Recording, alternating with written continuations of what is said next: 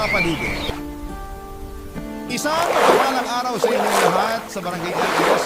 Ako nga pala si Harold, 31 years old at gusto ko lang magsumbong sa inyo sa nangyari sa relasyon ko. May nakarelasyon ako na mas matanda sa akin ng 5 taon, siya si Leia. Matagal ko ng crush si Leia bago ko pa siya ligawan. Naging magkakilala kami dahil sa dating pinagtatrabahuhan namin. Gusto ko na siyang ligawan, unang beses ko pa lamang siyang nakilala. Ang siya kasi niya kasama, maganda rin siya at kalog talaga. Sa tuwing kasama ko siya, pakiramdam ko ay safe ako.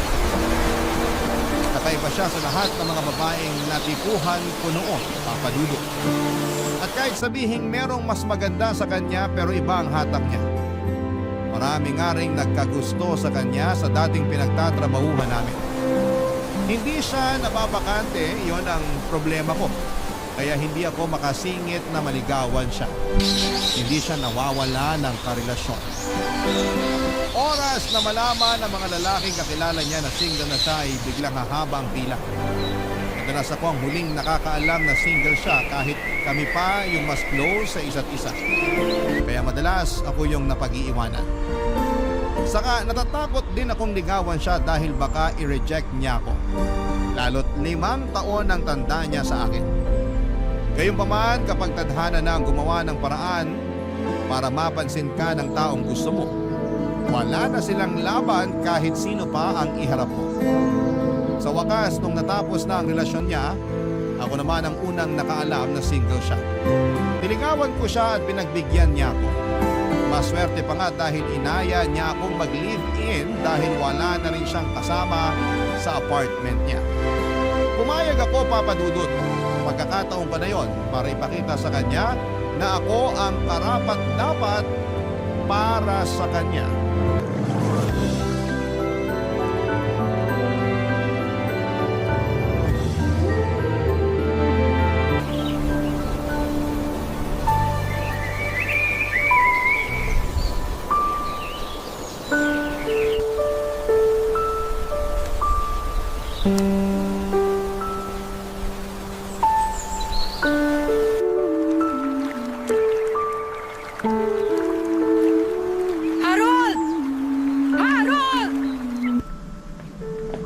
Bakit, Leia? Ano yan? Hinahanap! Ilang beses kitang tinatawagan sa messenger mo, hindi ka sumasagot! Nasa kwarto natin yung cellphone ko. Iniwan ko ron kasi binababad ko yung mga damit mo. Para mabilis ko na lang malaban mamaya pagkatapos kong mamalengke. Dapat kasi kahapon mo pa binabad ang damit ko eh! Ayan! Nagmamadali ka na naman sa mga bahay ngayon! Sorry na po. Kahapon kasi nilinisan ko yung kwarto natin. Isa pa yan! Dapat nung isang araw ka pa naglinis ng kwarto natin. Ilang beses ko nang sinabi sa'yo na hindi ko na gusto yung amoy ng kwarto. Pero hindi ka nakikinig. Sorry talaga. Pero ngayon, malinis na. Nag-spray pa ako ng Fabcon sa kama natin para mabango. Sintu-sintu ka ba? Bakit ka nag-spray ng Fabcon sa kama? Paano kung mangati ako? Hindi na mauulit. Sinubukan ko lang naman. Gusto ko kasi yung amoy ng Fabcon. Parang laging galing laundry shop. Mabango. Hindi mo na naman ginagamit ang utak mo. Ginagamit lang ang popcorn sa huling panahon at hindi sa mga tuyong tela. Hindi na nga mauulit. Hindi sinabi mo yan. Hindi ko rin naman alam. Palitan mo yung bedsheet at yung punda natin. Ha? Ngayon na! Lahat ng inisprayan mo ng popcorn. Ayoko magpantal-pantal dahil sa katangahan mo. Susunod, ma'am. Ma'am, nami-insulto ka ba? Uy, hindi ah. Ganyan lang ang tawag sa mga misis ng mga under the saya na mister. Ay, di nang-insulto ka nga. Feeling mo inaabuso kita? Ha? Ganun ba yon? Wala akong sinabing ganun. Biro lang naman yun. Sige, hindi na mauulit. Dami mo talagang kapalpakan. Inaayos ko naman po. Sabi ko huwag mo lagyan ng okra yung pinakbit na pinaluto ko. Pero nilagyan mo pa rin. Alam mo naman ayoko ng okra. Hiniwalay ko naman yung okra bago ko hinain sa'yo. Gusto ko lang kasi ng okra sa pinakbit. Ako lang din naman ang kumain nun. Maski na! Inutos ko sa'yo na huwag lagyan kasi ayoko ng okra. Hindi ka pa rin nakinig. Oo, tinanggal ko nga yung okra bago ihain sa akin. Pero nai-imagine ko pa rin na may okra yon. Hindi nakakatuwa. Nakakawalang tayo kumain. Sa susunod, makikinig na talaga ako sa'yo. Huling beses na yun, nalalagyan ko ng okra yung pinakbet. Huwag ka rin magkakamaling bumili ng okra at itambak sa kusina, ha? Iyahampas ko talaga yun sa mukha mo. Yes, boss! Boss! Joke lang po yun. Di ba sinabi ko huwag mo akong bibiruin? Akala mo inaabuso kita? Okay, hindi na. Sorry. Hindi ka ba makinig? Walang pumapasok sa utak mo! Aray, huwag ka namang manuntok. Sakit tuloy ng braso ko. Ikaw talaga, iba ka kong maglambing. Tumatawa ka pa? Nakuha mo pang magbiro? Akala ko nakikipagbiroan ako sa'yo? Ha? Aray, tama na. Hindi na ako makakapaglaban ng damit mo kung mamamaga tong braso ko sa kakasuntok mo. Baka putunin ko pa yung braso mo sa pagbubuisit mo. Aray, tama na, Leia. Tama na. Lagi mo na lang Please, akong tama ginagana. na. Masakit na eh. Ay, Leia. Tapusin mo yung labanan! Nakailang suntok si Leia sa akin sa braso at sikmura bago siya tumigil. Kung hindi siya napagod at kung hindi nanakit ang kanyang kamao, baka hindi niya ako tinigilan hanggat hindi niya ako nakikitang nagva-violet na ang aking balat. Nabigla ako doon, iyon ang unang beses na sinaktan niya ako. Tinang ko na lamang sa biro pero nabigla talaga ako, Papa Dudut. Pagkatapos noon ay nagmadali na siyang lumabas ng bahay. Hindi nagpaalam kung saan siya pupunta. Galit pa rin siya. Siguro ay para magpakalma. Hindi ako kaagad nakabalik sa pag-aasikaso ng labahin ni Leia. Masakit pa rin kasi noon ang braso ko. Pinahiran ko na ng liniment para mawala kahit papaano ang pananakit, pero hindi yon umepekto. Napansin kong nagpapasana ang braso ko. Hindi ko natuloy natapos pa ang mga gawaing bahay. Naisipan pa rin sa akin kung bakit ganon ang inastan ni Leia sa akin. Yun ang unang beses na nakita ko siya na parang naging dragon. Nung magkaibigan pa lamang kasi kami ay napaka-sweet niya at masiyahin. Kaya nga ako nahulog sa kanya. Aaminin kong natakot ako sa ginawa niya, Papa Dudut, kasi parang ibang tao ang nakita ko noon habang sinusuntok niya ako nang paulit-ulit sa braso at sikmura. Gabi na noong pinagpatuloy ko ang labahan. Nabawasan na ang sakit sa braso ko kahit papaano. Pinagpalibag ko muna ang pamamalengke dahil hindi ko kayang magbuhat ng mabibigat. Saktong natapos ko ang mga labahan ang dumating si Leia. May hawak siyang yema. Nilapitan niya ako habang inaayos ang ginamit ko sa paglalaba. Tahimik lamang ako noon at pinagkikirang naman siya. Noong kinalabit niya ako ay napatingin ako sa kanya, Papa Dudut. Maamo na muli ang mukha niya. Parang bumalik na ang Leia na una kong nakilala.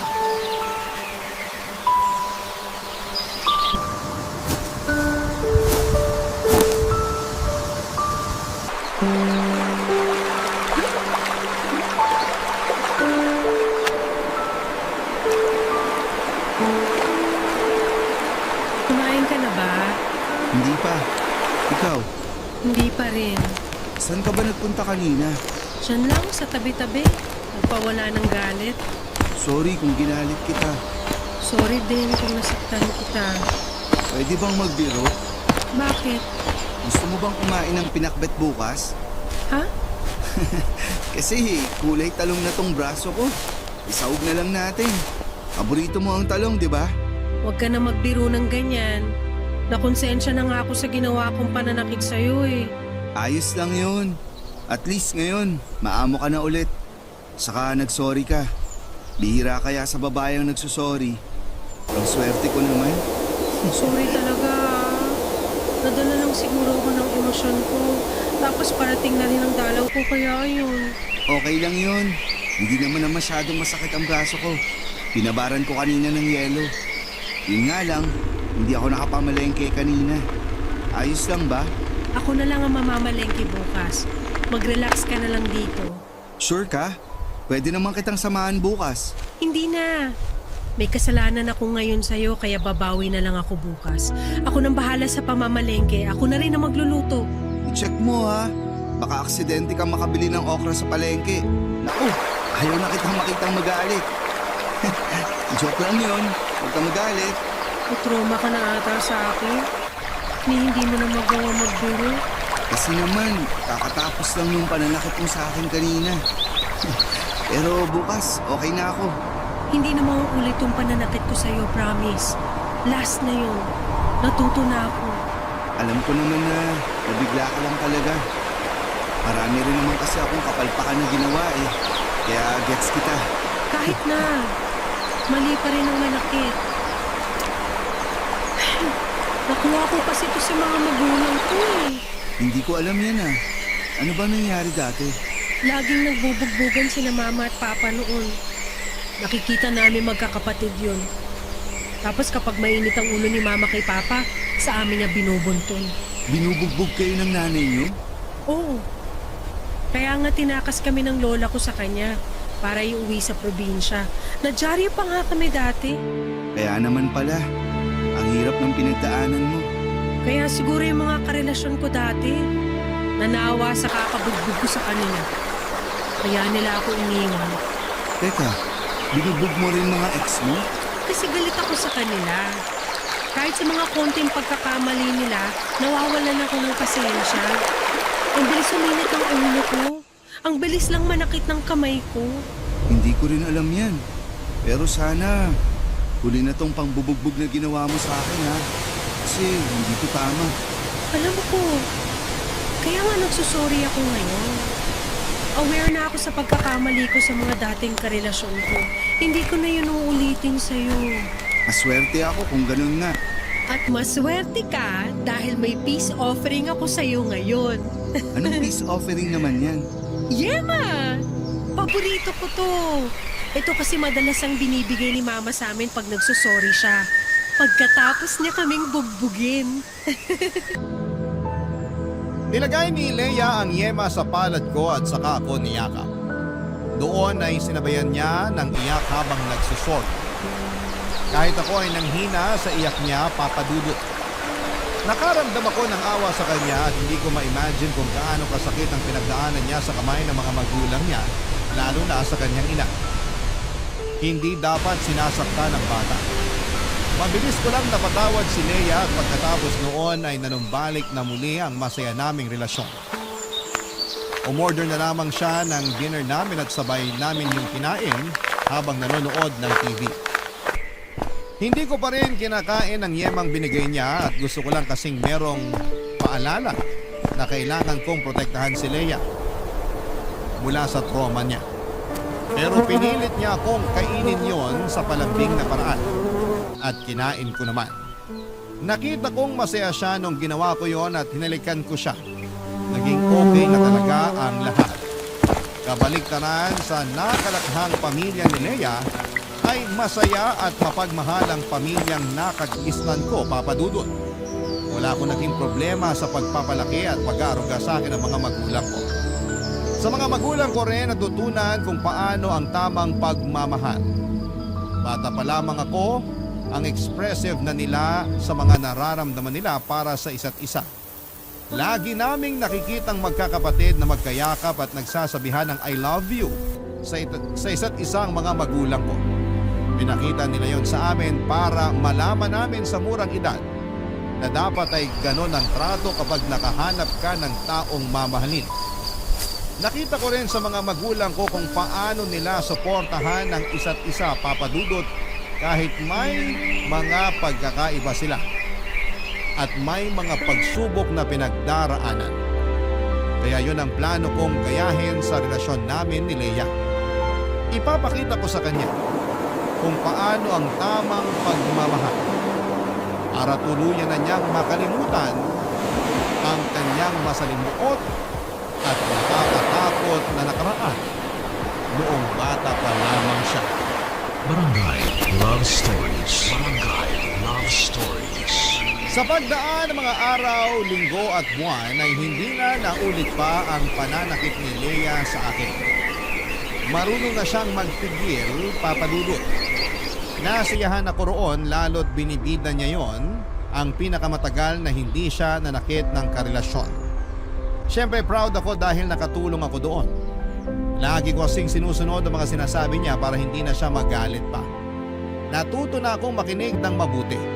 Aminado kasi ako noon na minsan o madalas ay hindi ako masyadong nakikinig lalo na kapag marami akong ibang iniisip. Pero dahil nga sa huling enkwentro namin ni Leia, natuto na ako doon, Papa Dudut. Alam kong kailangan ko lamang siyang pakinggan para hindi na maulit yun.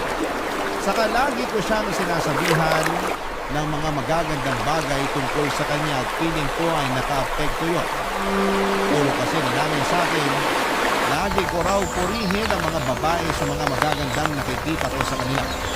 Nakagaganda raw yun ang mood ng babae lalo kung galing mismo sa puso ko. Yun ang tinandaan ko at yun ang ginawa ko. Nakatulong naman. Lagi nang masaya si Nea at parang nagbago ang aura niya. Mabilis nang nalumipas sa mga araw at sumapit na ang unang Pasko na magkasama kaming dalawa, Papa Dudut. Sa apartment lamang kami nag-celebrate ng Pasko para makatipid. Nagluto ako ng lumpia, spaghetti, chicken wings at macaroni salad. Nakalatag na yon sa mesa bago pa sumabit ang Noche Buena. Habang hinihintay na mag-alas 12 ng hating gabi, tinawagan ko ang mga magulang at kapatid ko para batiin sila ng Merry Christmas. Yun ang unang beses na hindi ko sila makakasama sa Pasko at aaminin kong medyo nakakaramdam ako noon ng lungkot. Natagalan nga ang usapan namin sa telepono dahil pinakita pala nila lahat ng handa nila at napakwento pa si nanay tungkol kay tatay. Hindi ko na malaya na hinahanap na pala ako ni Leia, Papa Dudut.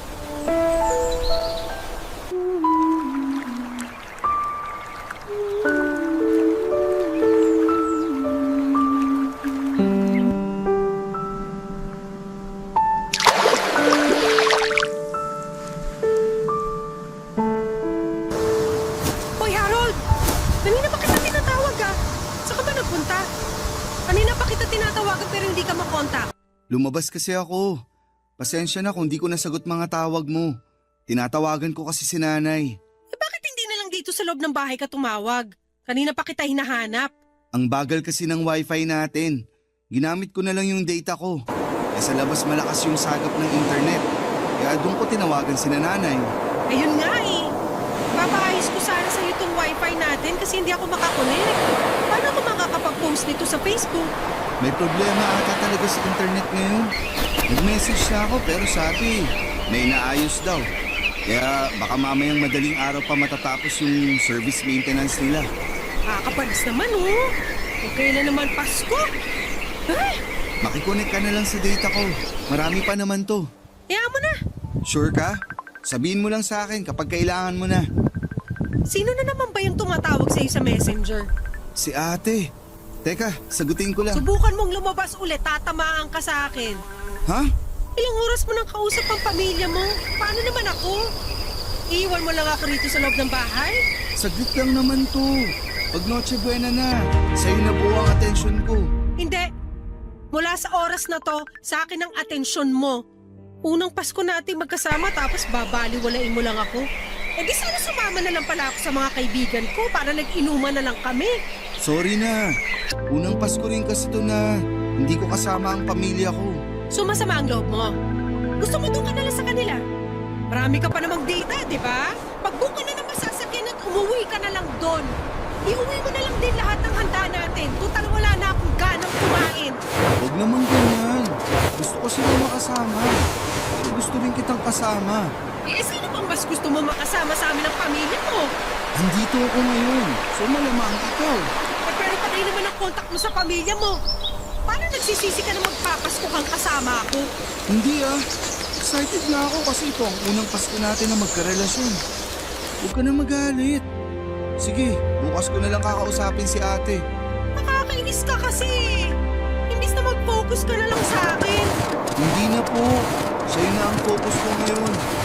Ano bang gusto mong gawin? Gusto ko, patayin mo yung cellphone mo para hindi na makatawag at makaistorbo sa iyong pamilya mo. O sige po, walang problema. Oh, ayan ha. Pinatay ko na. Kakainis ka. Sorry na po. Buo na ang atensyon ko sa'yo ngayon. Hindi na nga ako ako masaya sa mga niluto mong handa tapos bibisitin mo pa ako sa pagtawag mo sa pamilya mo. Ano bang problema sa niluto ko? Ang sabi na lumping Shanghai. Yung spaghetti, mas anemic pa kaysa sa akin. Yung makarot, over. Ha? Alam ko, sakto lang yung pagkakaluto ko. Baka nahanginan lang masyado. Niyahan ko kasi nakabukas yung mga bintana. Puro ka talaga kapalpakan. Pasko pero umiinit ang ulo ko sa'yo. Wala pa namang 12:00. Mareremedyohan ko pa yan. Teka. Ang laki mong palpak! Palpak ka! Ah! Ay, Leia! Awat ka! Huwag mo naman ako tadyakan! Aray! Maligayang Pasko sa'yo at sa kapalpakan mo!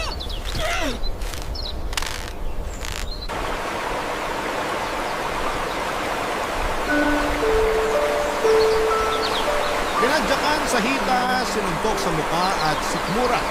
Yan ang paulit-ulit na ginawa sa akin ni Leia Papadudo. Sinabunutan din niya ako at sinubukang ihampas ang ulo ko sa mesa, kung saan ay nakalatag ang mga handa namin. Buti na lamang at nakapalag ako. Pero sa ibang mga ginawa niya ay hindi na ako nakalaban pa. Ayoko rin namang lumaban dahil ayoko siyang masaktan. Hinayaan ko na lamang siya dahil alam ko mapapagod din siyang saktan ako, Papadudot.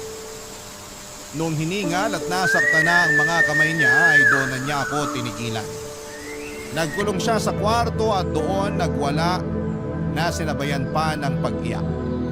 Napasili pa ang mga kapitbahay namin dahil sa mga narinig. Yang-hiya ako pero wala akong ibang magawa. Nakailang beses akong kumatok sa kwarto para pagbuksan niya ako. Pero hindi niya ginawa yun. Lumagpas na ang 12:00 pero ayaw pa rin niyang lumabas. Nasa labas lamang ako ng kwarto at inihintay na pagbuksan niya ako. Hindi ko na alam kung aling parte ng katawan ko ang sumasakit dahil halos nagsabay-sabay na yon. Sinabayan pa ng pagkalam ng sikmura dahil sa gutom. 3:00 na ng madaling araw nang lumabas si Leia sa kwarto at kinumusta ko siya, Papadudot. Niyakap niya ako at nag-sorry. Inaya ko na siyang kumain at tumango lamang siya. Nagutom siya at naparami ang kain niya habang ako ay nakatingin lamang sa kanya at nakakaramdam na ng takot. Nang mapansin niyang nakatitig ako sa kanya ay may kinuha siya sa kanyang bulsa. Isang yema. Inabot niya sa akin at tulad ng dati, simbolo yun ang pagsusori niya sa akin. Hindi pa man ako okay noon pero ngumiti ako at tinanggap ang yema na inabot niya. Doon na siya ngumiti at magana na ulit na kumain. Hindi ako halos makakain noon dahil iniinda ko ang sakit ng pangbubugbog niya sa akin.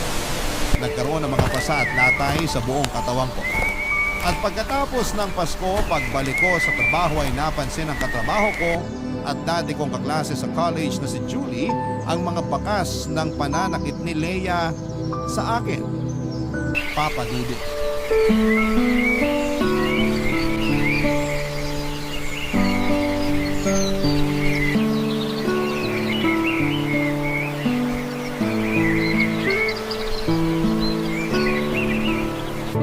Uy, Harold! Ayos ka lang? Oo naman. Merry Christmas pala. Naging merry ba talaga ang Christmas mo? Anong ibig mo sabihin? Ang fresh pa kasi ng mga galos mo. Halatang nung Noche Buena lang naganap yan. Ah, wala to. Natalsikan lang ako ng mantika nung nagpiprito ako ng chicken wings at lumpia. Napalakas yung apoy. Naparami yung mantika. Nakwento ko ba sa'yo dati na binubugbog ako ng ex-husband ko? Ha? Talaga? Wala kang naikikwento tungkol dyan. Kaya alam kong nagsisinungaling ka. Hindi kita hinuhusgahan ha. Kasi dati, takot din akong aminin yung totoo. Sinusubukan ko pa ngang protektahan ng ex-husband ko. Ayos lang naman kasi ako.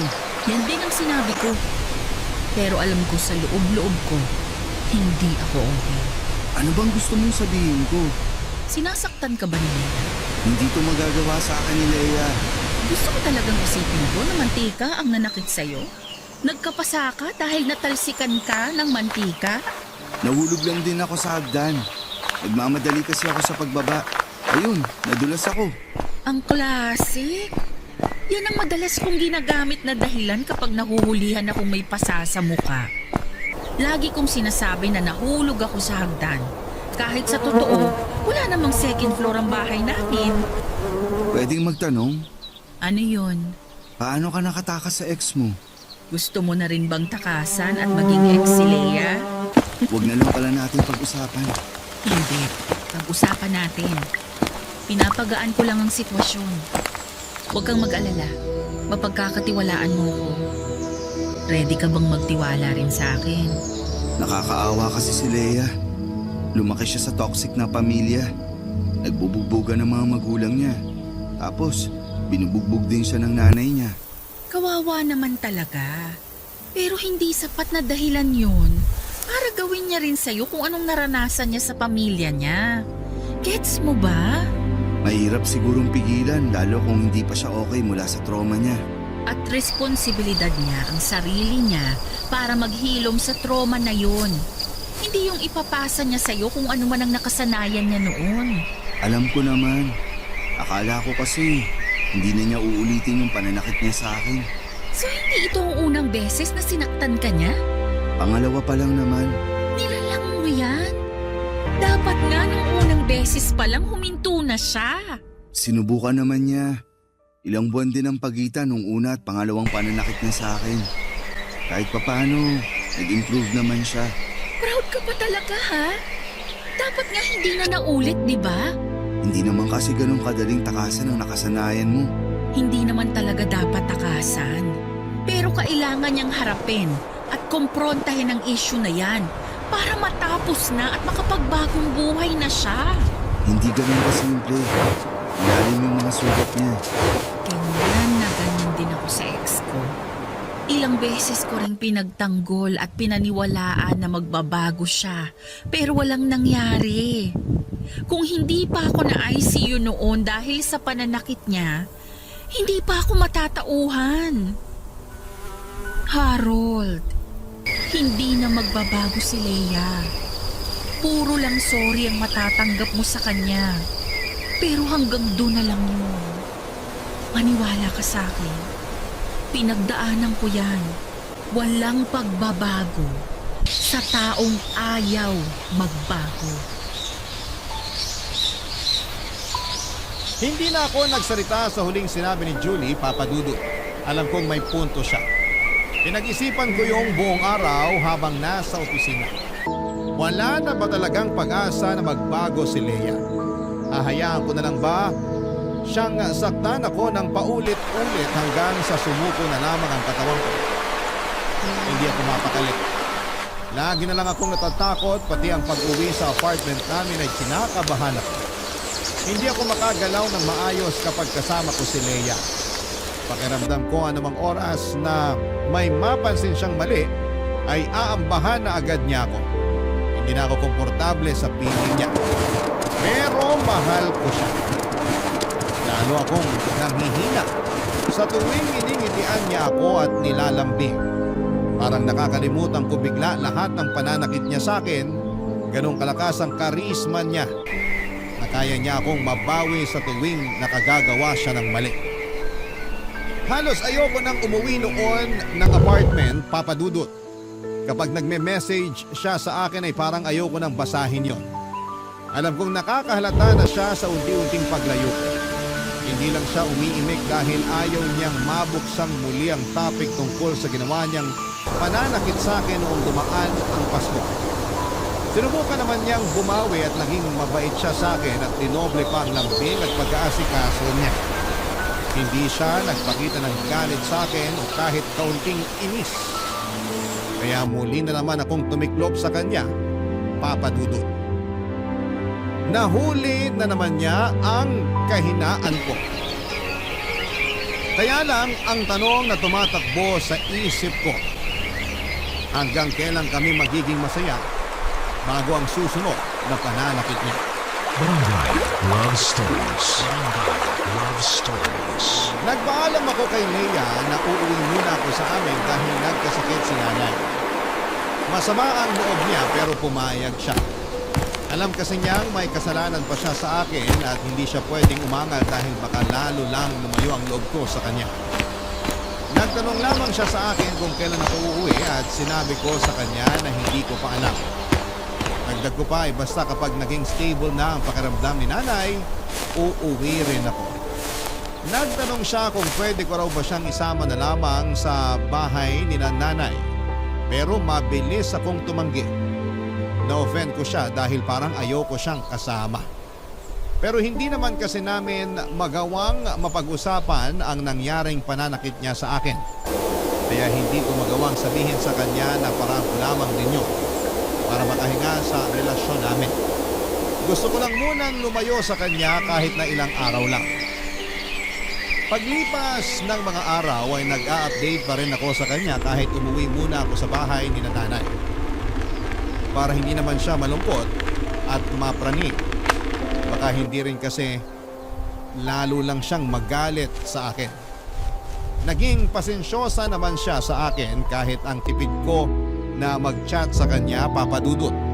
Nagpapakiramdaman talaga kaming dalawa at makalipas ang isang linggo ay gumaling na si nanay at umuwi na rin ako sa apartment namin ni Leia. Aminado naman akong na-miss ko rin siya kaya naisip kong umuwi na. Sinalubong niya ako ng isang mahigpit na yakap at binusog ako sa halik sa mukha ko. Gumaan kahit papaano ang pakiramdam ko. Nakapagluto na rin siya at pinagsaluhan namin yun. Marami siyang nakwento sa akin na nangyari sa kanya habang wala ako. Mukha siyang masaya. Masaya na rin ako pero hindi pa rin matanggal sa isipan ko na anumang oras ay pwede na naman siyang sumabog at magbugbog, Papa Dudu.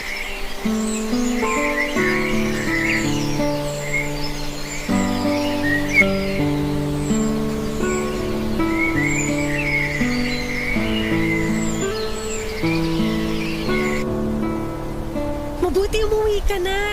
Para ako mababaliw dito sa bahay mag-isa. Nasanay na ako na lagi kang kasama. Nakakalungkot pala kapag wala ka. Namiss kita. Namiss din naman kita. Kung hindi naman kasi nagkasakit si nanay, hindi rin naman ako uuwi rin. Okay na yon. Ang importante, andito ka na. Labas tayo mamaya. Okay lang? Kape tayo dun sa katabi nating coffee shop. Libre ko. Date natin yun Dito na lang tayo sa apartment. Marami pa naman tayong kape na pwedeng i-brew dito. Saka, para ma-relax tayo habang nanonood ng TV. Saka mukhang uulan eh. Okay. Pero siguro nga mas maganda kung... Sige, doon na lang tayo magkape. Maganda nga rin na umulan para bumagay sa kape natin. Sure ka ba? Oo naman, kahit ano, basta ikaw. Nanginginig pa. Gusto ko kasing matry ulit yung Spanish latte nila. Last week ko pa gustong subukan pero gusto ko sana kasama ka pag hihigop ako nun eh. Sige, pahinga lang tayo ng konti. Magpababa lang ng kinain. Naparami yung kain ko sa niluto mong gata. Ang sarap. Okay. Bakit ka malungkot? May nasabi ba ako? Sorry ha. Kung ano man yun, hindi ko talaga sinasadya. Huwag kang magagalit, please. Gusto ko na kasing magkape para makapag-relax na ako. Sige, tara na. Okay na ako. Teka lang, Harold. May ginawa ba ako mali? Ano yun? Basta, hindi ko sinasadya. Ano ba nangyayari sa'yo? May mali ba sa nangyayari sa akin? Sabihin mo lang, aayusin ko. Huwag kang magagalit, please. Ayoko magalit ka. Hindi naman kasi ako galit. Nag-worry lang ako sa'yo. Huwag kang mag-worry para hindi ka na magalit. Ayos lang ako. Ayos lang talaga. Tara na, kape tayo. Mag-usap tayo. Galit ka ba? Bakit palagi mong sinasabi na galit ako? Gusto ko lang malaman para alam ko kung anong gagawin ko. Natatakot ka na ba talaga sa akin? Hindi ah. Ayoko lang na nagagalit ka. Dahil ba to sa nangyari nung Noche Buena? Huwag na nating iwasang pag-usapan yon, Harold. Alam ko namang dumistansya ka na sa akin mula nung binugbog kita nung Noche Buena. Hindi naman ako manhid. Ayos na yun. Hayaan mo na. Last year pa yun. Pero hanggang ngayon bit-bit natin yun. Hindi tayo makakapag-move on hanggat hindi natin pinag-uusapang dalawa yun. Ang totoo, natatakot ako sa iyo, Leia. Araw-araw. Lagi akong kinakabahan sa tuwing nakikita kita kasi baka may mapansin kang mali sa akin tapos magagalit ka. Tapos mananakit ka.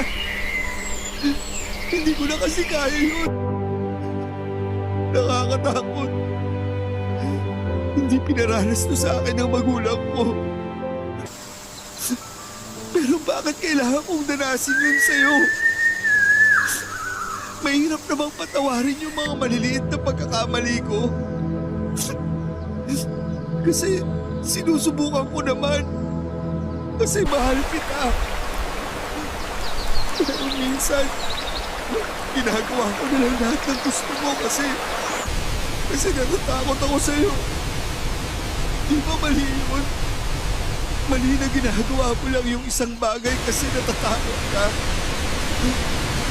Di ba dapat ginagawa mo yun kasi masaya ka?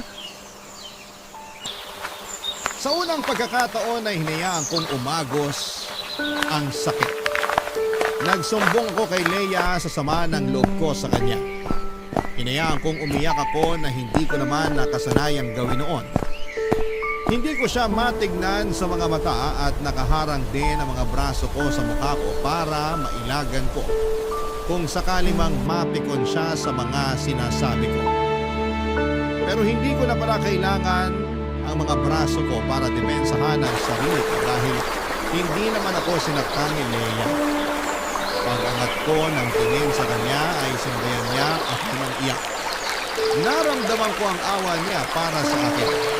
Sinubukan niya akong yakapin pero umilag ang katawan ko dahil inaasahan marahil ng katawan ko na sasaktan niya ako. Sinusubukan lamang akong protektahan ang katawan ko. Doon na umiyak na malakas si Leia. Sinaktan naman niya ang sarili niya. Sinampal niya ang mukha niya. Sinabunutan ang buhok niya at pinigilan ko siya at doon ay bigla siyang nanghina at niyakap ako. Yumakap ako pabalik para maramdaman niyang ligtas siya sa mga braso ko. Nung humupa na ang emosyon namin ay doon na kami nakapag-usap ng kalmado. Sinabi niya sa akin na gusto na niyang magbago at sana'y matulungan ko siya. Natatakot na rin daw siya sa mga posible pa niyang magawa dala ng trauma niya. Kaya naman minabuti namin dalhin siya sa isang psychiatrist para may paggamot ang kinakaharap niya. May anger issues si Leia at marami pang lumabas na ibang mga mental health issues niya. May mga nireseta na sa kanyang mga gamot na inumin at masipag naman niyang sinunod lahat ng sinabi ng doktor sa kanya. Sinikap talagang ayusin ni Leia ang mga issues niya sa sarili at mga issue niya sa nakaraan niya. Natuwa ako. Lalo't nakita kong hindi na siya palaging galit at hindi na rin nananakit. Naging kampante na akong muli sa kanya, Papa Dudut. Sinuportahan ko siya at mas minahal. Lalo para magtuloy-tuloy na ang kanyang pagbabago. Masaya ako sa nangyari sa kanya at hiniling ko na sana'y tuluyan na niyang maiwan ang nakaraan niya, Papa Dudut.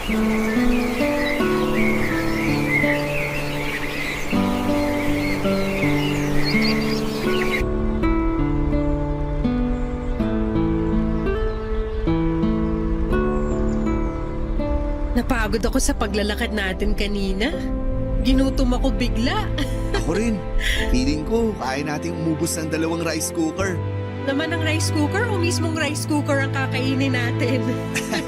Isama mo na yung cord ng rice cooker. Kaya ko yun ngatain. Teka, magsasayang na ako. Umupo ka muna. Mamili ka na ng mapapanood natin.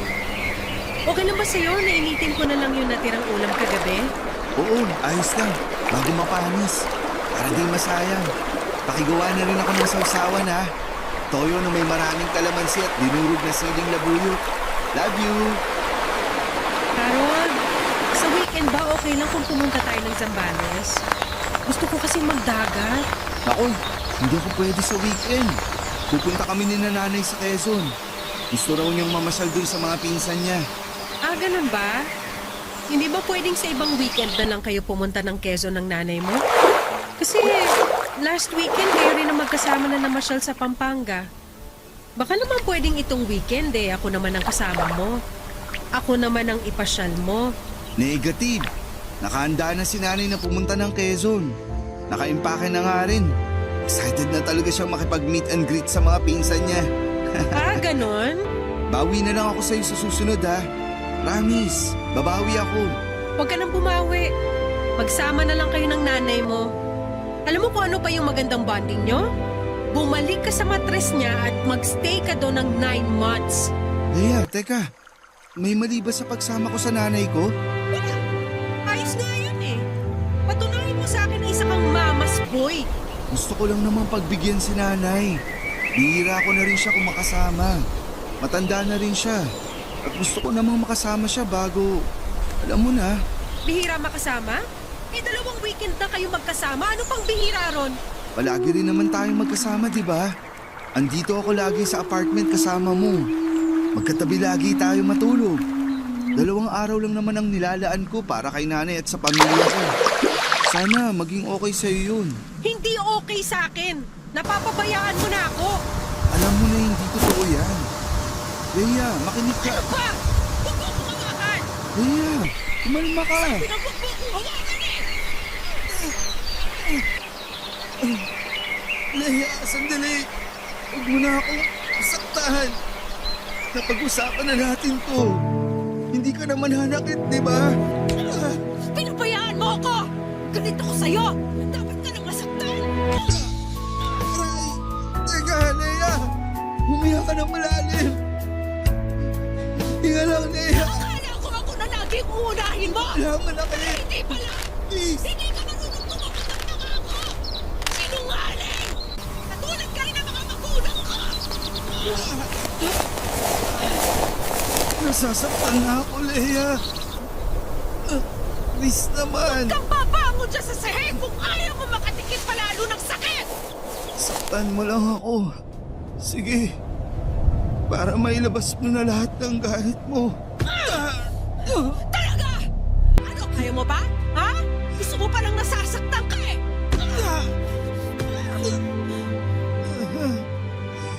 Tumigil ka lang kapag ayaw mo na. Hindi kita titigilan! Hindi kita titigilang saktan! Tandaan mo yan! Tapos na ba? Kasalanan mo to, Harold! Kung bakit kita nasaktan!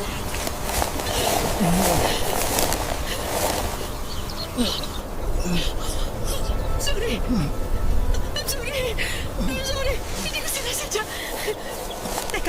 Teka, kukunin ko yung yema sa ref, ha? Diyan ka lang sa sahig! Huwag ka pabangon! Kakain ka ng yema! Sandali!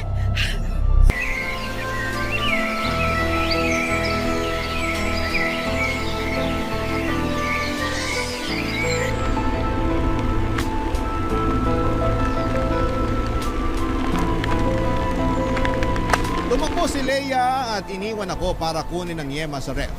At tulad ng dati, iyon ang paraan niya para mag-sorry sa akin. Habang nasa kusina si Leia ay sinikap kong makatayo. Nilakad ko ng paika-ika ang daan papunta sa pintuan. Lumabas ako ng bahay at tinayaan kong nakabukas ang pintuan at sakong may dumang taxi at agad ko yung pinatay.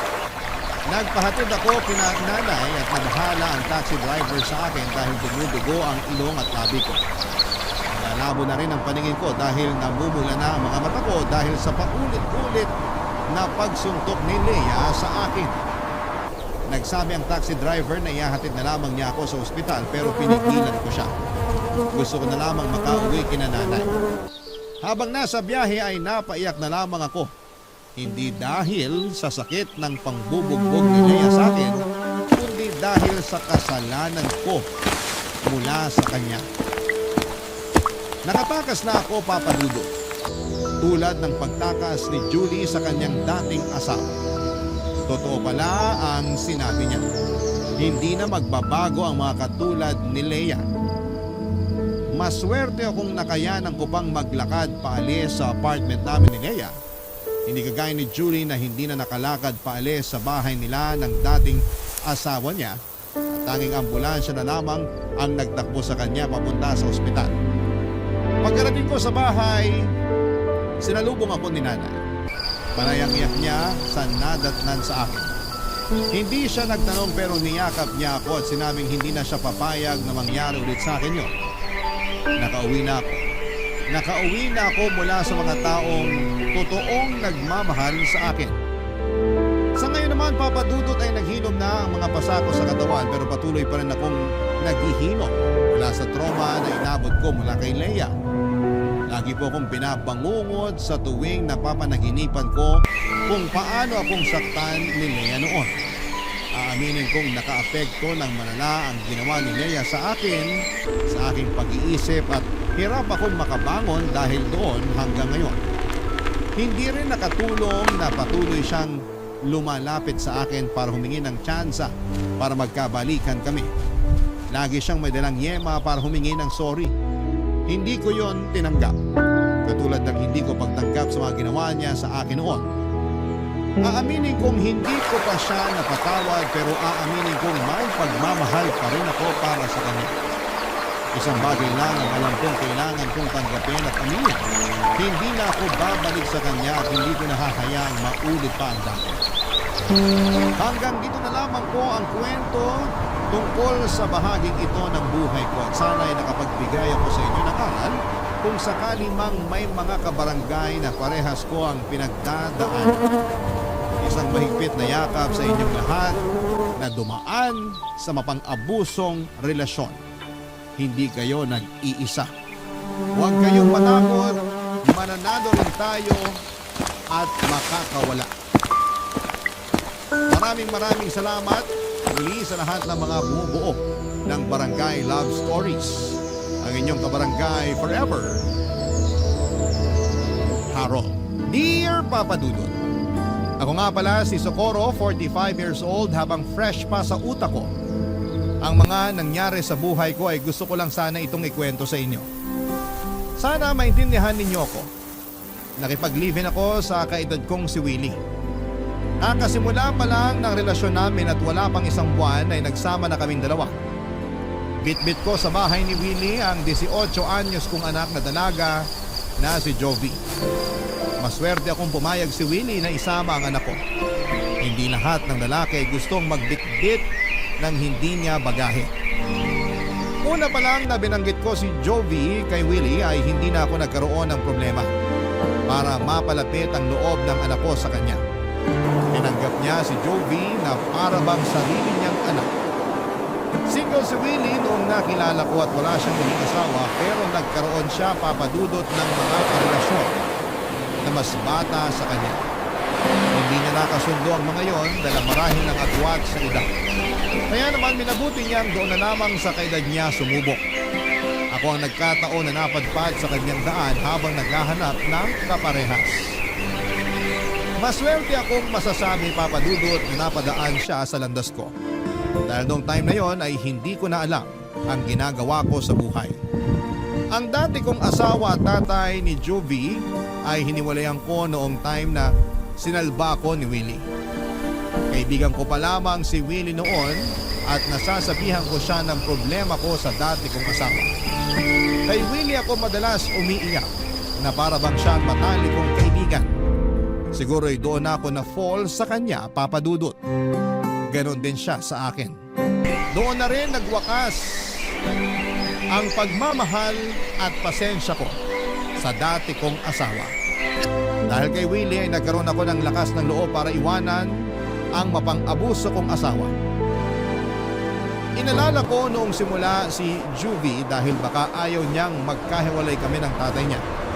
Pero nagulat ako nang ang anak ko na mismo ang nagtulak sa akin para umalis na kami sa poder ng kanyang ama.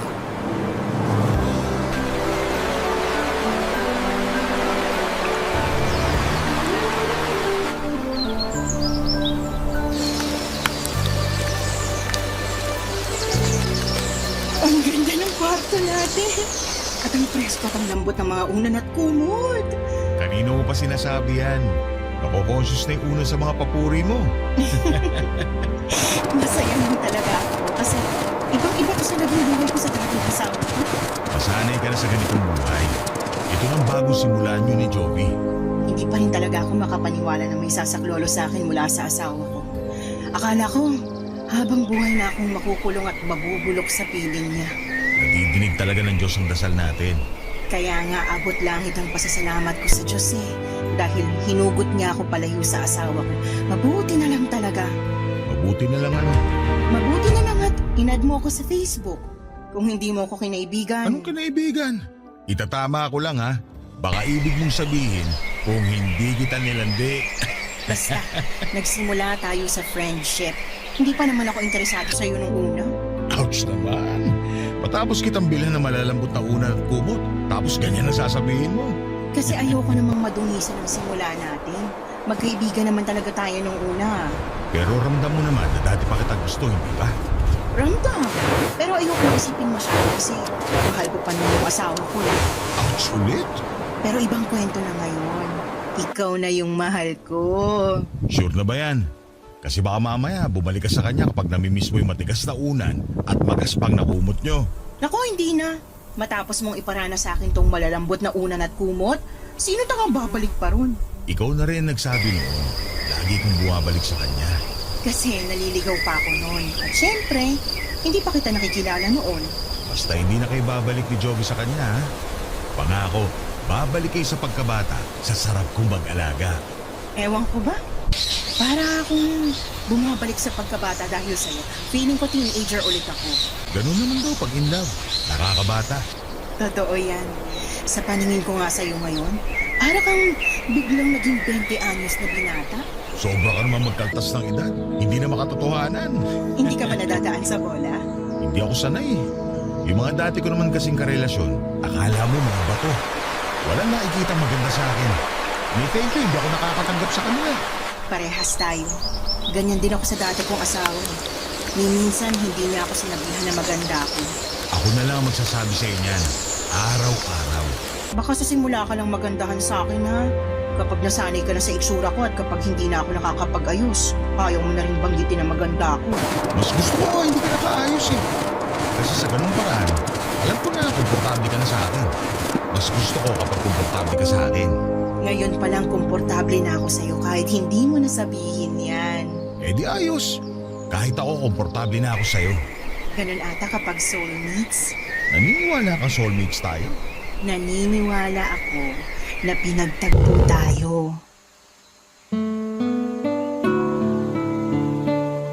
Pinagtagpo kami ni Willie sa mga panahong kailangan namin ang isa't isa. Tamang timing. Masaya ako sa timing na yon. Natagalan man bago ako natauhan sa dating asawa ko ay ayos pa rin. At least, marami akong natutunan sa dating relasyon ko, Papa Dudut. Alam kong meron din akong pagkakamali sa dating asawa ko. At handa ko na yung baguhin at huwag ulitin sa relasyon namin ni Willie. Gusto ko na talagang makatuluyan at maging huling karelasyon si Willie. Eh walang gabi na hindi ko pinagdasal na tibayan ng Diyos ang relasyon namin. Huwag sanang hayaan ng Diyos na umulit kami sa mga naging pagkakamali sa dati naming karelasyon. Alagaan sana kami lagi ng Diyos, lalo na kapag may kinakaharap kaming problemang dalawa. Sa simula pa lang ay naging bigo na si Willie sa pagpapakita ng pagmamahal sa aming mag-ina. Pinagsilbihan kami na akala mo ay siya ang madre di pamilya. Lahat ng kailangan namin kahit ultimo mga luho na pwedeng wag na lang iabot ay binibigay pa rin niya. Sinabi niyang siya na lamang daw ang bahalang bumawi sa mga pagkukulang ng dati kong asawa sa aming mag-ina. Kailangan daw naming maramdaman na kamahal kami. Sa ganung paraan ay mas magiging maayos ang pakiramdam namin at maghihilom na ang mga sugat namin. Totoo naman ang sinabi niya, Papa Dudut, dahil sa pagpapakita niya ng atensyon, pagmamahal at respeto sa amin ni Juvie ay napansin kong gumanda kami ng anak ko at mas naging mabuting tao. Parang mga bulaklak na nadiligan ng maayos. Pinapaarawan ng sapat at nilagay sa lilim kapag alanganin ang panahon. ganon kami inalagaan ni Willie. Kaya naman namukadkad ang kagandahan namin ng anak kong si Jovi, Papa Dudu.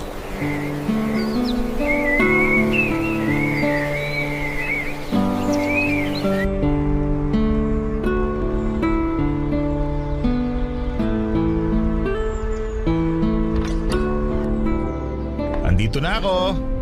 Hello, Tito Willie. Ang aga mo umuwi ah. Di ba sabi mo gagabihin ka? Namiss kita eh. Ayaw mo ba? Naku, sa harapan ko pa talaga naglandian. Tumigil ka riyan, Jovi. Magsaing ka na muna sa kusina para makakain na tayo. Mamaya ka na magsaing, Jovi. Tignan niyo muna itong mga pinamili ko sa inyo. May pasalubong na naman. Thank you talaga, Universe. At na-t-shirt ni Mama si Tito Willie. Naka-jackpot. Kakabili mo lang ng mga pasalubong sa amin ng Lunes ah. Meron na naman ulit. Si Mama parang nauumay na sa regalo ni Tito. Samantalang dati nagre-reklamo kay Papa kasi kahit candy hindi mabilhan. Oo nga. Tapos ngayon na, binubusog na sa regalo. Ikaw talaga sa koro, hirap mo ispilengin eh. Pag ikaw binalik ng tadhana sa asawa mo, sige ka. Nakakahiya kasi. Panay ang bili mo ng gamit namin eh. Hindi naman namin gaano kailangan. Uy, wag mo akong idamay dyan, Ma. Ako kailangan ko ng gamit, lalo magpapasok ka na sa school. Tito, wag kang makinig kay Mama ha. Nahihilo lang yan. Naasikaso mo na pala ang enrollment mo, Jovi. May kailangan bang bayaran? Sabihan mo ako kagad para makapag-withdraw ko. Mag-e-enroll pa lang ako next week, Tito. Kasabay ko yung friend ko. Thank you po sa pag-ako ng tuition fee ko, ha? Nag-promise ako sa inyo ng mama mo na ako nang bahala sa inyo. Hindi maganda sa pride ko kung hindi ko tutuparin yun. Ilang beses mo nang natupad. Hindi na siguro mamasamain ang pride mo kung magpapaawad ka na sa kakabili ng gamit para sa amin ni Jovi. Tito, kung ano man ang sinasabi ni Mama sa iyo ngayon, hindi ako agree ron, ha? Magkaiba kami ng prinsipyo. Hoy, Jovi, hindi kita tinuruan para maging kahaman, ha? Si Mama naman, nagjo-joke lang, di ba? Ang hirap ko namang pasayahin. Huwag na kayong magtalong dalawa. Gusto ko talaga ito nagbibigay ng regalo sa inyo. Ewan ko ba? Parang ang sarap sa pakiramdam na nakakapagbigay ako sa inyo. Uy, si Tito. Love language ang giving gifts. Isa kang malaking bilog na sugar daddy, tumatalbog-talbog. Sugar daddy ng mama mo na ayaw naman maging sugar baby ko. Palag ng palag eh, no? Sige, pagtulungan mo na naman akong dalawa. Kasi naman lagi mo kinukontra pagpapakita ko sa inyo ng pagmamahal. Lagi ko namang nakikita yon. Lagi kong nararamdaman. Hindi mo na kailangang bonggahan ng mga regalo. Baka mamaya masanay kami. Eh di masanay lang kayo. Wala naman akong balak itigil to eh. Tito, anong gift ko ngayon? Hindi ko alam kung magugustuhan mo tong pantalon na binili ko. Sabi kasi nung anak ng kumpare ko, uso raw to ngayon eh. O eto, tingnan mo. Uso nga yan! Gusto ko talaga to! Suot to ng K-pop idols ko! Thank you, Tito! Ako, anong pasalubong mo sa akin? O, ikala ko ba ayaw ko ng regalo, Ma? Kung nabili niya ng tito mo, bakit pa ako tatanggol, di ba? Plastic. Lagi ka nagre-reklamo na puro butas na ang mga duster mo. Kaya binilang kita ng 6 na duster. Makapalang tela at presko yung suot. O ito, Ganito yung duster ko nung dalaga ko. Ito yun! Ay, thank you, Willie. Alam mo talaga ang kahinaan ko. Naku, samantalang kanina panay pang tanggi. Bibigay din naman pala. alam mo naman ang nanay mo, medyo pakipot. Medyo pakipot ba, Tito? Parang sagad nga yung pagiging pakipot niyan eh. Nahirapan na nga ako sa kanya nung ligawan ko tong nanay mo. Tapos ngayong nakuha ko na siya, gusto pa rin ako pahirapan. Dalagang Pilipina eh. Ay! Sige, pagtulungan nyo na naman akong dalawa. Joke lang, Ma. Love you.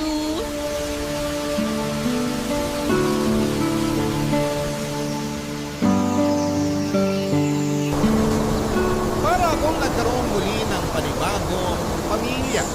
Para kaming isang buong pamilya nila Jovi at Willie. Hindi ko ito naramdaman noon sa dati kong asawa. Parang kami lang ni Jovi ang pamilya. Akala ko ay hindi ko na mararanasan ang mga bagay na ito. Pero heto at pinatunayan sa akin ng Diyos na posible pala ang mga pangarap ko. Tinupad ni Willie ang pangarap kong pamilya. Habang pinagmamasdan ko nga silang dalawa ni Jovi na nagkwekwentuhan tungkol sa mga pasalubong ni Willie, ay napapangiti na lamang ako. Halos hindi ko na matanggal ang ngiti sa labi ko. Sino ba namang hindi sasaya kapag makita mong magkasama at nasa isang bahay ang mga mahal mo sa buhay? Panay ang dasal ko na sana'y hindi na matapos ang kasiyahan ito. Alam kong hindi naman ako bibiguin ng Diyos dahil matagal din akong naghirap bago ko sinukuan ang sitwasyon na matagal na niyang gustong alisan. Araw-araw ay lagi akong binibigyan ng rason ni Willie para mahulog sa kanya. May oras na parang natatakot na ako dahil masyado ng malalim ang nararamdaman kong pagmamahal para sa kanya. Baka kasi biglang magbago siya o makahanap ng iba. Ganon ba talaga yon? Kapag galing ka sa maling tao at napunta sa tama ay lagi kang matatakot sa tuwing makakaramdam ka ng saya. Kasi ganoon minsan papadudot ang nararamdaman ko. Sinasabi ko ang worries ko kay Willie at lagi niya lamang akong niyayakap at hinahalikan. Patuloy niyang pinaparamdam sa akin na hindi ko na kailangang mamuhay sa nakaraan dahil kasama ko na siya sa kasalukuyan. At sa kasalukuyan ay payapa na ang lahat kasama siya. Naniwala ako sa kanya, Papa Dudut. Nagtiwala ako sa kanya ng sobra. Barangay Love Stories. Barangay Love Stories. Sa mga unang buwan ng pagsasama namin ni Willie ay nasanay na ako sa mga binibigay niyang regalo. Lagi siyang nagpapalit ng mga gamit sa bahay kahit na hindi naman sira. Basta makita niyang may bago at mas magandang gamit online ay bumibili kaagad siya. Napagsabihan ko na siya noon na maghinay-hinay sa pagbili lalo na kung hindi naman nagagamit sa araw-araw pero mapilit siya. Hindi ko naman na siya nilabanan pa dahil pera naman niya ang ginagastos. Sino ba naman ako para pigilan siya sa paggamit niya ng pera, hindi ba? Kung yun naman ang nagpapasaya sa kanya at nagbibigay sa kanya ng dahilan para lalong magsipag para kumita ng pera, ay sino ba naman ako para pigilan siya? Kaya lang makalipas pa ang ilang buwan ay napansin kong hindi na siya gaanong bumibili ng kahit na anong gamit o regalo para sa bahay at para sa aming mag-ina. Hindi naman sa hinahanap-hanap ko ang mga luho na inaabot niya. Kaya lang kasi papadudot ay nanibago ako. Ganon din si Juby. Pero hindi naman namin yon itinawid sa kaalaman ni Willie. Baka masaktan at ma-misinterpret niya ang pagtatanong namin. Sinabihan ko si Joby na huwag magbabanggit at sasabihin ang diretsahan kay Willie ang tungkol sa paghinto nito sa pagbibigay ng luho sa amin. Meron naman na kaming sapat na luho na ibinibigay niya noon. Hindi na kailangan maghangad pa ng sobra. Kaya lang may nangyari itong nakaraan para tuluyang sumabog si Willie. Hindi ko yon inasahan, Papa Dudu.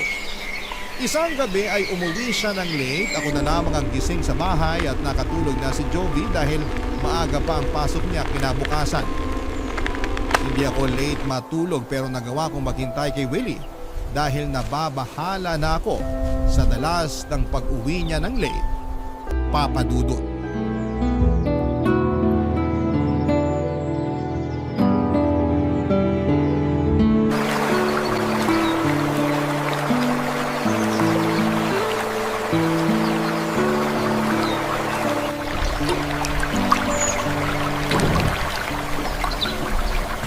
Oh, Socorro, bakit gising ka pa?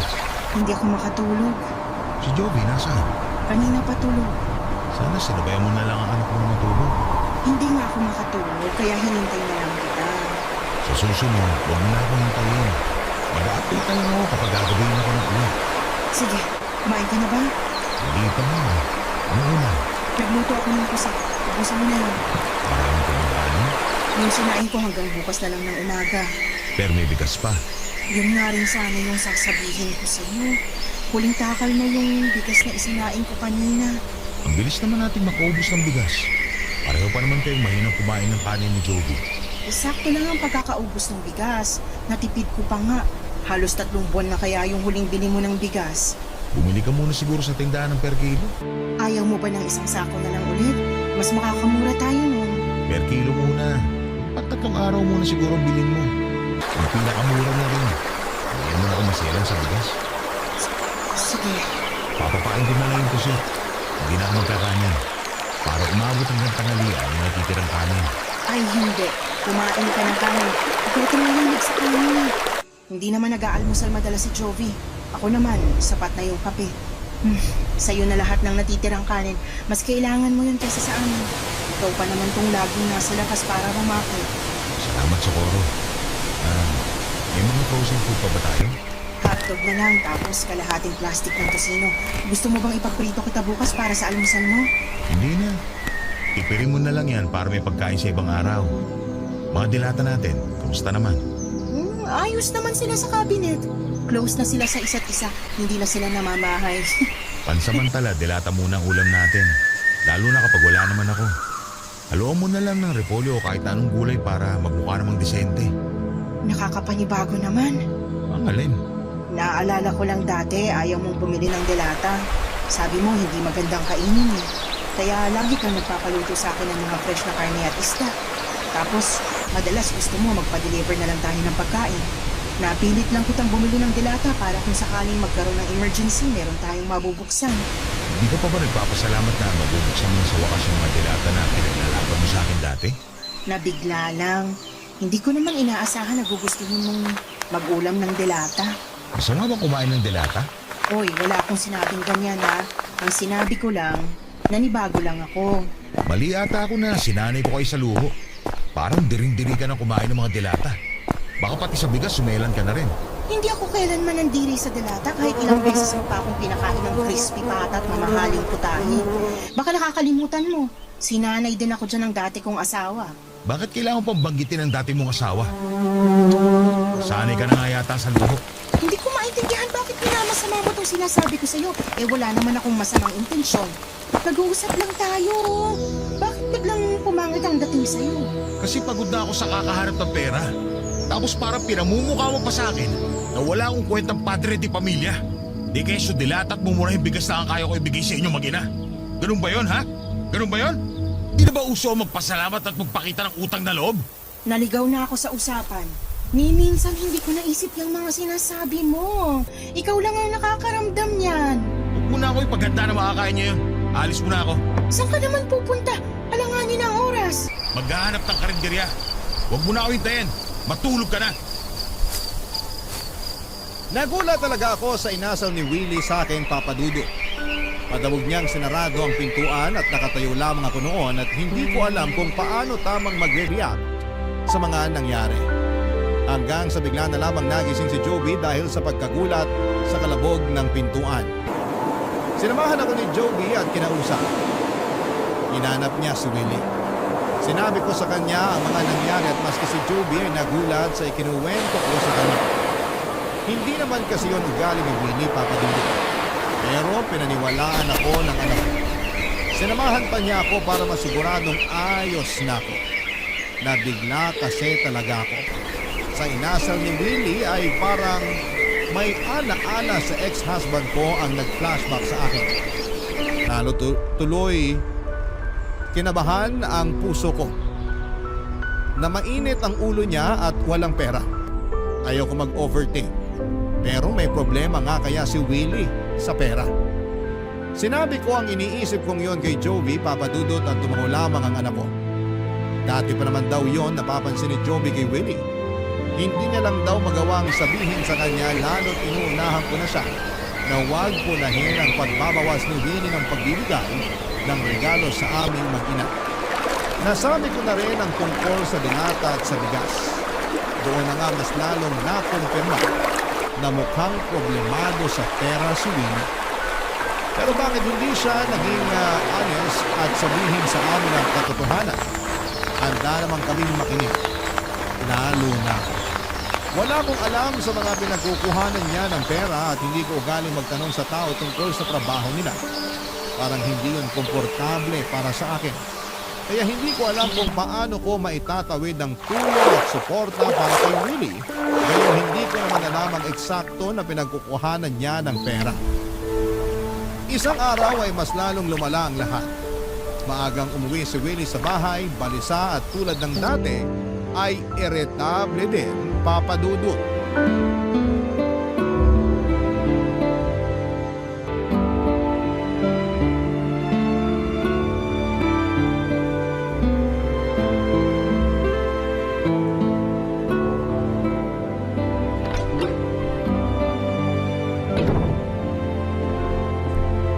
Socorro, Ang aga mo yata umuwi. Kumain ka na? wala akong gana. Alis din ako kagad. May kailangan ba? May ipaplansya ka bang damit? May naitabi ka pa ba sa mga perang binigay ko sa inyo ni Joey dati? Bakit? Sumagot ka na lang. Sumagot ka rin. Bakit kailangan ko sumagot? Kasi nagtatanong din ako. Pera ko naman yung binigay ko sa'yo. Sa inyong mag-ina. Sumbat ba yan? Kasi naman ang simple lang ng tanong ko, hindi pa magawang sagutin ng maayos. Maski naman ako maayos din ang tanong ko. Oo, alam ko pera mo yun at inabot mo sa akin. May karapatan ka ron. Yun ako pa rin. Nasaan yung pera? Naitabi ko, huwag kang mag-alala. Nabawasan ko pero pinangbili ko naman ang kailangan natin dito sa bahay. Asa na nga yung natira? Dali na! Gusto pa ng pahirapan eh. Winnie, may problema ba? Wala magiging problema ko, ibibigay mo na lang sa akin yung pera ko. Alam ko pera mo yon. Pero sa pagkakatanda ko, sinabi mo na pera ko na yon. Ayaw mo ibalik sa akin yung pinaghirapan ko? Handa kong ibalik sa'yo kung sasabihin mo muna sa akin kung saan mo gagamitin yon. Bakit kailangan mo malaman? Bigyan mo rin naman ako ng karapatan na malaman bilang may bahay mo. Pandadagdag ko sana pagbili ng mga regalo ko sa inyo ni Jovi. Malapit ang Pasko. Nasanay pa naman kayo laging nireregaluhan. Nakakahiya naman kung hindi ko kayo bibigyan. Hindi na namin kailangan ng regalo.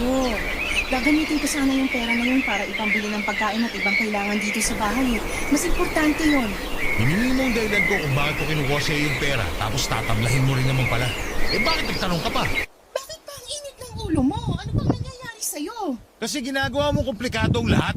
Ikaw lang tong nagpapakomplikado ng lahat, Winnie. Ano bang nangyayari talaga? Hindi ka naman dati ganyan ah. Pati rin naman ikaw.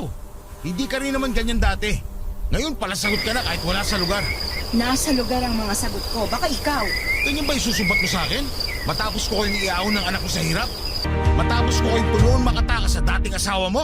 Sino ba sa atin ngayon ang nanunumbat? Ibigay mo sa akin ang pera ko! Pero anong gagamitin natin pambili ng pagkain? Isang buwan ka nang hindi nag-aabot para sa mga kailangan dito sa bahay. Intindihin mo naman ako kung kailangan kong titirin yun para may makain tayo. Dodoblihin ko ang ibibigay ko sa iyo sa susunod. Ibalik mo lang muna sa akin ang pera. Kailangan ko talaga.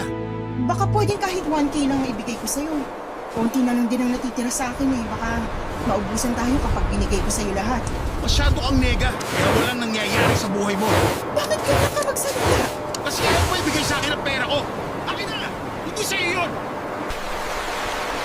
Hindi talaga ako makapaniwala sa inasta sa akin ni Willie, Papa Dudut. Nanlaki ang mga mata niya habang nakatitig sa akin at tila kinukumbinsi akong sumunod na lamang sa gusto niya. Hindi ako nagpatina. Nilabanan ko ang mga titig niya at hindi ko kayang ibigay sa kanya ang lahat ng naipon kong pera. Alam kong galing yon sa kanya. Pero hindi maganda ang kutob ko sa pagdadalhan niya ng pera niyo. Lalong hindi maganda ang kutob ko na maibabalik pa sa akin kahit kalahati noon. Pero wala ko nagawa nang tadyakan niya ang pesa sa sala. Binasag niya ang vase na nakatapon sa gilid ng sofa. Nagulat ako. Hindi naman niya ako sinaktan pero natakot ako sa mga ginawa niya. Pawisan na siya noon at nahahalata na ang galit. Kaya doon ako bumiga. Nagtungo na ako sa kwarto para kunin ang pera pero nagtira ako ng 2,000 para may pangkain kami sa mga susunod na araw. Pagkatapos kumiabot sa kanya ang pera ay matalim pa rin ang tingin niya sa akin. Galit na galit ang mga mata niyang tinititigan ako sa huling pagkakataon bago lumabas ng bahay. Nagdamog siyang muli sa pagsarado ng pintuan. Minessage ko siya after an hour para sabihan sa kanya na hindi ako natuwa sa ipinakita niya sa akin pero hindi niya ako nireplyan. Hindi rin siya umuwi nung gabing yon, tanghali na kinabukasan nang umuwi siya.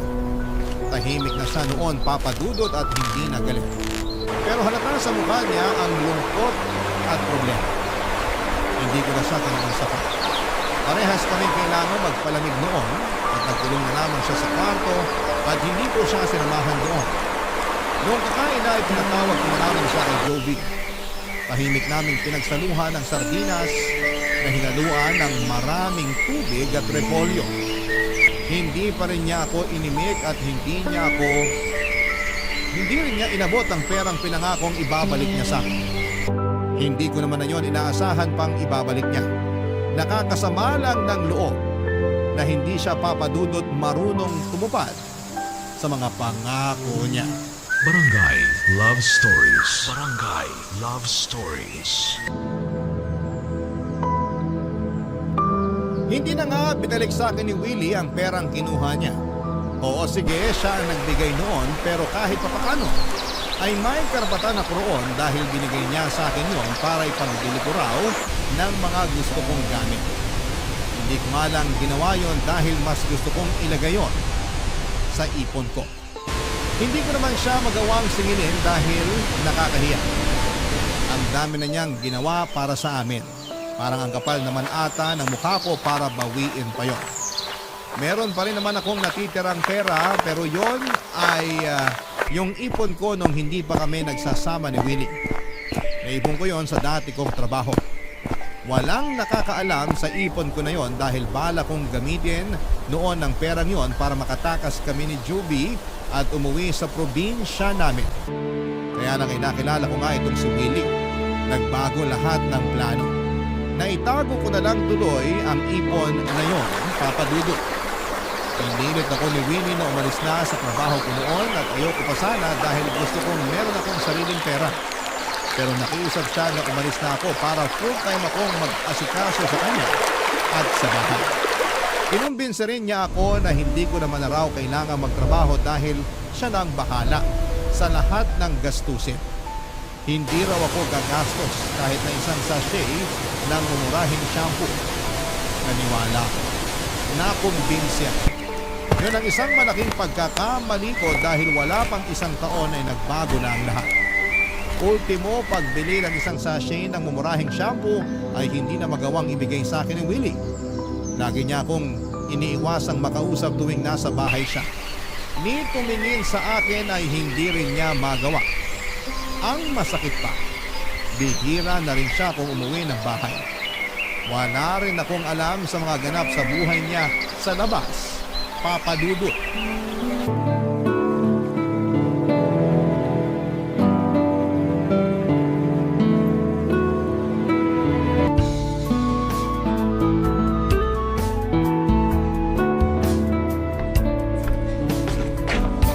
Ma, busy ka? Nagbabudget lang ako para sa pagkain natin para sa linggong to. Bakit? Nakita kasi ako kanina nung may-ari ng tindahan sa kanto. Nagtatanong kung kailan daw natin babayaran yung bigas na inutang natin. Hindi pa ba dumaan doon ng Tito Willie mo? Sinabi niya sa akin na siya na yung magbabayad ng inutang nating bigas eh. Mukhang hindi pa eh. Nagagalit nga po yung may-ari eh. Mabuti na lang dumaan na yung jeep na sasakyan niya. Napilitan tuloy huminto sa kakatalak. Nakakahiya naman. Kaya dadaan ako doon mamaya bago ako mamalengke. Makikiusap muna ako na kalahati mo ng babayaran ko. May iutos po ba kayo sa akin na iluto? Wala naman po akong gagawin ngayon. Pakitingnan mo muna sa cabinet kung meron pang natirang sardinas. Meron pang kalahating repolyo sa ref. Sahog mo bago masira. Dagdagan mo ng tubig para pangbawas ng alat ha. Tsaka dagdag sabaw din. Huli na po yung sardinas na inulam natin kagabi. Sigurado ka ba? Parang may nakita pa ako na isang sardinas. Isang meatloaf na maliit na lang po yun. Kasya na po siguro yun kung tayong dalawa lang ang kakain. Eh, paano naman ang Tito Willie mo kung umuwi siya? Maghahanap yun ng pagkain. Ma, may sasabihin din pala ako. Ano yun? Nawawala po kasi yung naipon kong pera na itinago ko sa ilalim ng kama ko. Ha? Hindi ako kumuha ah. Tignan mong mabuti. Baka na-misplace mo lang o kaya nahulog kung saan. Halos baliktarin ko na po yung buong kwarto pero wala talaga eh. May pagkaburara ka pa naman. Andyan lang yan. Wala namang ibang taong bumibisita rito. May hinala po ako. Ha? Hinala? Si Tito Willie po. Ay, Jovi. Huwag ganyan. Huwag ka mang bibintang ha. Eh kasi naman ma, nung naligo ako ng isang araw tapos pagpasok ko ng kwarto ko, andun siya. Hindi naman siya pumapasok sa kwarto ko kahit kailan. Baka naman kasi may tinitingnan siyang mga butas sa kisame o mga butas sa sulok ng kwarto mo. Alam mo na, tag-ulan, nag-iingat lang ang Tito Willie mo. Hindi naman po niya sinabi sa akin yan. Nagulat nga siya nung nakita ko tapos bigla siyang may binulsa. Tapos nagmadali na pong umalis. Busy kasi ang tito mo. Alam mong naghahanap ng ibang racket para lang may makain tayo. Pero bakit hanggang ngayon wala pa rin tayong makain matino? Yung ipon nyo, nagagamit nyo na pangbayad ng kuryente at tubig. Paano kapag naubusan kayo? Hindi ako aabot doon. Makakahanap ang tito mo ng pagkakakitaan. Magtiwala lang tayo sa kanya. Nagtiwala naman po ako sa kanya nung pumasok siya sa kwarto ko. Kinabukasan, nung chinek ko yung ilalim ng kama ko, nasaid na lahat ng perang andun. At kayong dalawa lang naman ni Tito ang nakakaalam na nagtatago ako ng pera ron. Hindi ba nga nagbibiro pa siya noon na baka ngat-ngatin ng daga yung perang tinatago ko doon? Jovin, wag nga muna natin itong pag-usapan. Sumasakit ng ulo ko sa kakaisip kung saan tayo kukuha ng pera. Hanapin mo pa sa kwarto mo. Nandun lang yun. Isipin mong mabuti. Pero ma, Anak, please. Pagod ng utak ni Mama kakaisip. Maawa ka naman. Gusto ko mang tulungan ka pero kota na ako sa mga problema. sorry po ma. Nakonsensya naman ako na hindi ko pinanigan ang anak ko. Pinagmasdan ko siyang bumalik sa kanyang kwarto para subukan pang hanapin ang pera niyang nawawala. Pagkalabas niya ng kwarto ay halata pa rin ang lungkot. Halatang hindi nahanap ang pera niya. Hindi na lamang niya ako kinausap tungkol doon at nahiya na rin siya at baka mapagalitan kong muli.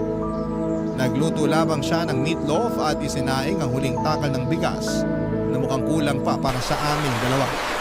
Mas lalo lang akong namroblema. Pumanhig ako sa kwarto namin ni Willie mula sa luma kong maleta ang inabas ko roon ang isang CCTV na nabili ko noon nung nagsasama pa kami ng dati kong asawa. Ginamit ko yon para makakuha ako ng ebidensya sa tuwing sinasaktan niya.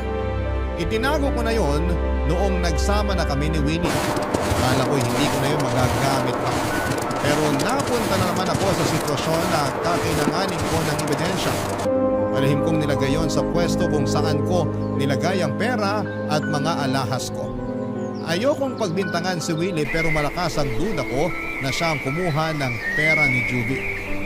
Kinagabihan ay umuwi si Willie at wala pa rin itong sa hulog. Mukhang malalim talaga ang problema niya pero ayaw naman niyang magpatulong sa akin. Hindi ko na rin alam ang gagawin ko at nagpaalam siya na diretso na siyang matutulog. Tumango lamang ako. Hindi ko siya tinabihan. Nakitulog ako sa kwarto ni Joby, parang lumalayo na ang loob ko kay Winnie at parang ayoko munang dumikit sa kanya dahil ayoko makaramdam ng galit sa kanya. Kinabukasan ay hindi ko na siya nadatnan sa kwarto. Maaga siyang umalis, sabi ni Joby. Pumasok ako sa kwarto namin at malakas ang kabog ng puso ko. Lalo na nung nakita kong wala na ang pera at mga alahas ko. Nanginginig akong chinek ang CCTV at doon ay nakita ko si Dini ang kumuha. Nayak na lamang ako. Hindi dahil nawalan ako ng pera at alahas, kundi nawala ng biglaan ng tiwala ko sa kanya. Kinagabihan ay umuwi siya at tinamaan ko siya para kumprontahin. Hindi na ako makapagpigil noon, Papa Dudu.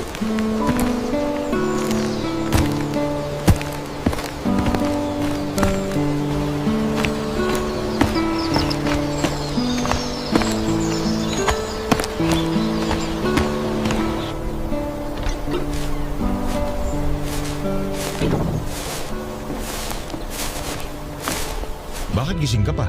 Hinintay talaga kita. Matutulog na ako ha. Aga akong aalis bukas. Mag-usap muna tayo. Tungkol saan ba? Aminin mo na sa akin yung totoo. Ano na naman yan? Wala ka na bang pera? Ang sakit naman ng bintang mo. Alam mo bang hindi yan maganda sa pagdinig ng mga lalaki? Hindi naman kami bulag at maliit ni Joby para makita yung pagbabago mo. Pati si Joby, dinamay mo rito. Tatay ng turing niya sa'yo. Pati siya nakakaramdam na rin. Nag-aalala lang siya sa'yo. Wala kayong dapat ipag-alala. Ayos lang ako. Hindi yun ang nakikita ko. Hindi ka na nakakapag-abot para sa mga gastusin dito sa bahay. Lagi ka pang wala. Nagagalit na yung tindahan sa kanto dahil hindi tayo makabayad ng mga inuutang natin doon, Winnie.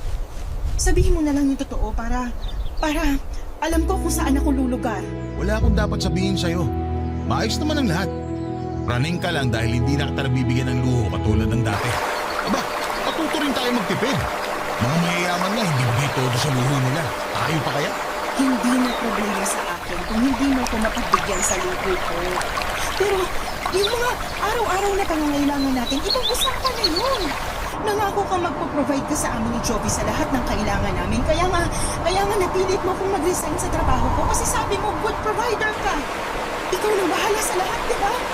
Hindi ko na kailangan magpakapagod sa trabaho dahil kaya mong sustento ko ng pangangailangan namin. Asa na yung hindi na nagsabi sa akin nun? Hindi naman kasi araw-araw bubuo sa biyaya sa akin. Intindihin mo naman. Hindi naman naglalabas ng pera lahat ang butas ko sa katawan. Minsan nagigipit din ako. Kaya ba kinuha mong pera at alahas ko sa kwarto dahil gipit ka? Ibang klase ka rin naman pala mong bintang. Hindi ako magnanakaw. Hindi ako nang bibintang. Naglagay ako ng CCTV sa pwesto kung saan ko nilagay yung pera at alahas ko. Pwede ko ipakita sa'yo ngayon para hindi mo naman isipin na nang bibintang lang ako. Alam mo kasi... hindi mo ako maiintindihan. Bakit mo yun nagawa, Willie? Bakit ikaw pa na lang ako kausapin? Makikinig naman ako eh. Hindi mo maiintindihan. Hindi. Sabihin mo sa akin kung ano bang nangyayari. Talo ako sa sugal. Nagsugal ka? Nanalo naman ako dati sa sabong. Kaya nga lahat ng luho na kailangan ng mag-ina, may bibigay ko, di ba? Pero, alam mong walang pupuntang maganda yung pagsasabong. Sa una ka lang papatikimin ng panalo pero babawiin din sa dulo. Sabi ko na eh, hindi mo ako maiintindihan. Bakit pa ba ako nag-aksaya ng laway para magpaliwanag? Sorry, nabigla lang ako. Hindi ko naman kasi alam na sa sugal ka pala kumakapit. Doon naman talaga ako kumukuha ng pera kahit bago pa kita makilala.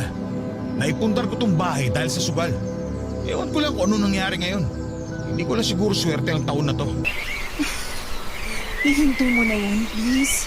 Aahon ka rin kahit hindi na magsugal. Magtutulungan tayo. Matutulungan mo ako? Oo naman, kahit ano. Baka may naitabi ka pang pera dyan. Huling pusta na. Gusto kong mabawi yung mga natalo ko. Hindi kita matutulungan dyan. Ayaw na kitang bigyan ng pera para ipangsugal. Kala ko tutulungan mo ako. Nasukuro. Nararamdaman kong ito na yun. Isang pusta pa. Sigurado ako na makakabawi ako. Hindi na ako uulit. Huli na to basta manalo. Hindi, tumigil ka na sa sugal. Hindi ka mananalo dyan. Huwag kang nega. Nangangati na tong palad ko. Sasabihan ng mga matatanda na magkakapera daw pag ganito. Kaya ilapag mo na sa palad kong pera para makapusta na. Sige na. Alam ko na may naitatabi ka pa dyan. Huwag mo akong pagdamutan. Kinuha mo na lahat, Winnie. Wala nang natira sa akin. Ano pang ibibigay ko sa'yo? Gisingin mo si Jovi. Baka may mga hindi pa ako nakuha sa ilalim ng kama niya. Ipaliwanag mo na lang sa kanya lahat. Ikaw din ang kumuha ng ipon ni Jovi sa ilalim ng kama? Hindi na mahalaga yun. Ang importante ngayon, magtiwala ka sa akin na may papanalo ko itong susunod na pusta ko. Nararamdaman ko talaga. Sa susunod na panalo ko, pupunta tayo sa Hong Kong. Ayaw mo ba nun? Hindi ako makapaniwala sa mga narinig kong sinabi ni Willie. Nakangiti pa siya sa akin pero kita sa kanyang mga mata ang pagod at pagkamahal. Alam kong pilit lamang niyang kinukumbinsi ang sarili niya na tama pa rin ang ginagawa niya. Lulong na po si Willie sa sabong at kita naman yon sa kanya. Pero hindi niya magawang tanggapin. Naiiyak na lamang ako noon habang pinipilit niyang tumawa para kumalma. Para na siyang nasisiraan ng bait. Lalo kung paano niya alugin ang balikat ko para pakinggan ko siya. Para bigyan ko siya ng pera. Panay din ang panginginig ng mga kamay niya. Pinagmamasdan ko lamang siya. Lalo na noong paikot-ikot na siya sa sala habang pinapaliwanag sa akin na sa susunod na pusta niya ay milyon na ang makukuha niya. Naniniwala siya roon at doon ako nababahala. Iba na ang tama ng sugal sa utak niya. Nagkunwari akong bibigyan siya ng pera at naniwala naman siya. Natuwa siya. Napalundag pa siya sa saya. Sinabi ko sa kanya na ibibigay ko yon kinabukasan basta matulog na lamang muna siya. Pumayag naman siya, papadulo. Tumakbo na siya patungo sa kwarto namin at nagtalokbong. Pahuni-huni ng kanta at parang nagbibilang ng pera. Naiiyak na ako noon. Unti-unti ay parang tinakasan na si Willie ng bait at hindi ko napaghandaan yun. Kinabukasan ay ginising niya ako para kunin ang pera. Inabutan ko siya ng 100 piso at natuwa siya. Sabi niya ay magiging 100,000 raw yun. Lumabas siya ng bahay nang hindi man lang naligo o nagpalit man lang ng damit. Hinayaan ko siya. Alam kong delikado pero wala na rin akong lakas para pigilan siya. Mga kabarangay, patuloy pa rin po si Willie sa kanyang pagsusugal. May mga araw na matino siya pero mas madalas na parang nawawala na siya sa sarili niya. Ano ba may papayo ninyo sa sitwasyon namin ngayon? Kailangan ko naman siyang iwan. Baka pwede pang magawa ng paraan. Sana ay matulungan ninyo ako. Isa ako sa mga masusunod ninyong tagapakinig at marami sa inyong mga kwentong napapanood ko sa YouTube ang nakakatulong sa akin. At sana sa pagkakataong ito, magawa niyo rin po akong tulungan sa personal na problemang aking kinakaharap. Maraming salamat po sa inyo, Papa Dudu, sa pagtampok sa aking kwento sa inyong programa. Ang inyong kapuso, Socorro.